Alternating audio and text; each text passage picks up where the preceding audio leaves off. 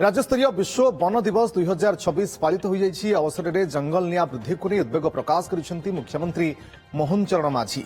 जंगल निया नहीं जत्नवान हेबाकू परामर्श देइछंती सीएम। मनुष्यकृत जंगल निया क्षेत्र में दृढ़ कार्यानुष्ठान पई निर्देश देइछंती। कहिछंती जंगल रे मनुष्यकृत निया देखि मते कष्ट लागुछि। निया लगाउथिबा लोकंकु चिन्हट कराजिबा एवं तांको विरोध रे कार्यानुष्ठान हेबो। मुख्यमंत्री आहुरी मध्य कहिछंती वन सुरक्षा एवं सबुज बलय सृष्टि रे ओडिशा देशर अग्रणी राज्य। राज्य में 2 वर्ष में 558 वर्ग किलोमीटर वन एवं वृक्ष आवरण वृद्धि घटी। चलित वर्ष विश्व वन दिवस पालन विषय वस्तु जंगल और अर्थनीति उपरे आलोकपात करी मुख्यमंत्री कहिथिले जे जंगल केवल परिवेश पई नुहे बरं आम राज्य तथा देशर विकास पई मध्य अत्यंत गुरुत्वपूर्ण अटे। जंगल सुरक्षा सहित आमे जंगल को जीविका अर्जन प्रमुख माध्यम भाव में परिणत करने व्यापक कार्यक्रम आरंभ कर सफल होइछु। समस्तंकर सहयोग रहिले आमे ए क्षेत्र में आहुरी आगकू बढ़िबु बोली कहिसंती सीएम।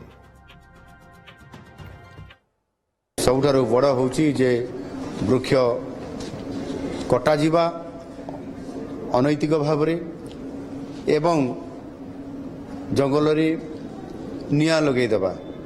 ये जंगल रे निया लगेबा को किभଳି भाବରେ ଲୋକମାନଙ୍କୁ ନିବୃତ୍ତ କରିବା ପାଇଁ ପଡ଼ିବ। ସେଥିପାଇଁ ବ୍ୟାପକ ଭାବରେ ଜନସଚେତନତା ଏବଂ ଆବଶ୍ୟକ ସ୍ଥଳେ ମଧ୍ୟ ତାଙ୍କ ବିରୋଧରେ ଦୃଢ଼ କାର୍ଯ୍ୟାନୁଷ୍ଠାନ ଗ୍ରହଣ କରିବା ଏହାକୁ ସରକାର ବ୍ୟାପକ ଭାବରେ ଆଜି କରିବା ପାଇଁ ଯାଉଛନ୍ତି। ये ମାର୍ଚ୍ଚ ମାସ ଚାଲିଛି। କାଁ ଭାଁ କିଛି ଜାଗାରେ ନିଆଁ ଏବେ ବି ଲାଗୁଛି। ତାକୁ କେମିତି ପ୍ରତିହତ କରାଯିବ ସେଥିପାଇଁ ଆମ ସରକାରଙ୍କ ତରଫରୁ ଆମେ ବ୍ୟାପକ ଭାବରେ ପଦକ୍ଷେପ ନେଉଛୁ। ସେଥିରେ ଯୋଉଠି ଆମର ୱାଇଲ୍ଡ ଲାଇଫ୍ ସାଞ୍ଚୁରୀ ଅଛି, ଯୋଉଠି ନ୍ୟାସନାଲ ପାର୍କ ଅଛି, ଯୋଉଠି ବଡ଼ ବଡ଼ ଜଙ୍ଗଲ ଅଛି, ସେ ଜାଗାରେ ଏଆଇ ମାଧ୍ୟମରେ ଆମେ କିଭଳି ଭାବରେ ଡ୍ରୋନ୍ର ବ୍ୟବହାର କରିକି ତାର ପ୍ରତିକାର କରିବା ଏବଂ ଆଉ କିଛି ଜାଗାରେ ମାନୁଆଲି ମଧ୍ୟ ପତ୍ର ଯେଉଁ ଝଡ଼ୁଛି ତା ଭିତରେ କଟଅଫ୍ କରିଦେବା, ଗାତ बा ड्रेन करी ए व्यवस्था को व्यापक भाव में पर्याप्त परिमाण में करा जाउछि जो कि यार सुरक्षा करा जाई पारिबो।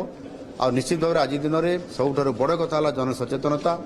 जे पर्यंत जनसचेतनता ये अधिक न होइछि से पर्यंत ये जंगल सुरक्षा करा जाई पारिबो नाही। निश्चित भाव में गोटे पटे से अवेयरनेस करवा, अन्य पटे आमे किभଳି भाव जो माने एथिरे जानी शुणिक अपराध कर विरोध में दृढ़ कार्यानुष्ठान ग्रहण करने उभय नीति अवलंबन कर ओडिशा सरकार संकल्प नहीं।